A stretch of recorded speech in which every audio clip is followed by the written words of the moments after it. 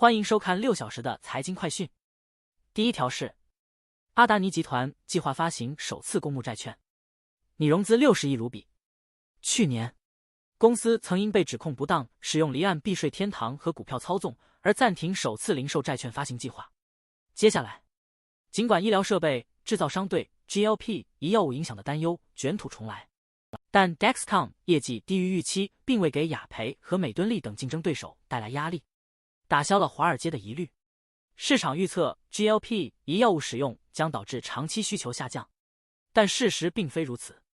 下一条，英伟达推出软件更新，简化生成式 AI 的使用，帮助企业更容易采用人工智能技术。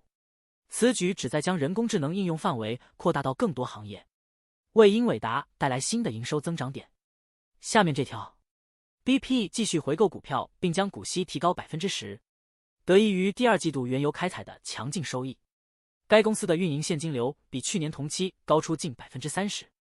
欧佩克加减产提振了油价，但竞争加剧导致精炼业务收益减少。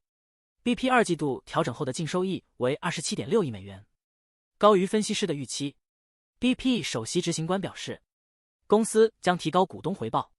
下面这条，渣打银行宣布进行有史以来最大的股票回购，总价值15亿美元，并上调今年的收益预期，押注于其核心亚洲市场的强劲经济增长和控制成本的计划。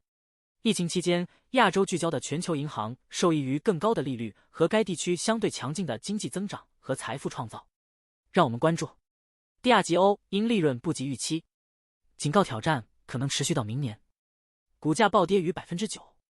该公司面临着消费者信心低迷等因素的不利影响，使其难以恢复到中期每年 5% 至 7% 的销售增长目标。接下来这条，苹果为其人工智能工具开发依赖谷歌设计的芯片，而非行业领先者英伟达。苹果周一发表的研究论文显示这一决定，这很值得注意，因为英伟达生产最受追捧的人工智能处理器，其市场占有率约为 80%。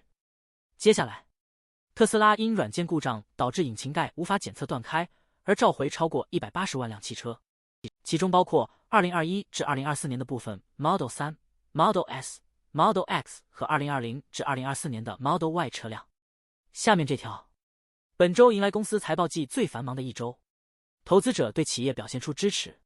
尽管约 45% 的标普500指数成分股公司财报未达预期，但受罚程度低于往常，表明投资者对财报表现不佳的公司更加宽容。下一条，默克第二季度业绩超预期，主要得益于畅销抗癌药 Keytruda 的强劲增长。默克小幅上调全年销售预测，与近期报告财报的其他大型制药公司类似。Keytruda 销量大增 16%， 达到73亿美元，带动整体销售额提升至161亿美元。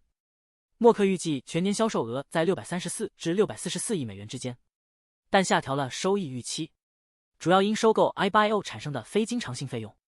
让我们关注美股在微软等公司财报公布前小幅上涨。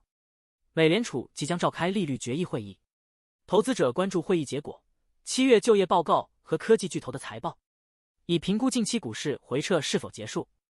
接下来这条， AMD 即将发布第二季度财报，华尔街关注人工智能基础设施支出是否持续增长。Data Center 部门收入预计将达 27.5 亿美元，较去年同期增长 112%。客户端部门收入预计为 14.5 亿美元，较去年同期增长 45%。游戏部门收入预计将大幅下降，从16亿美元降至 6.46 亿美元。接下来，宝洁首席执行官乔恩·穆勒观察到美国消费者更加精打细算，但他们并未完全收紧钱包。公司第四季度有机销售额增长 2%， 低于预期。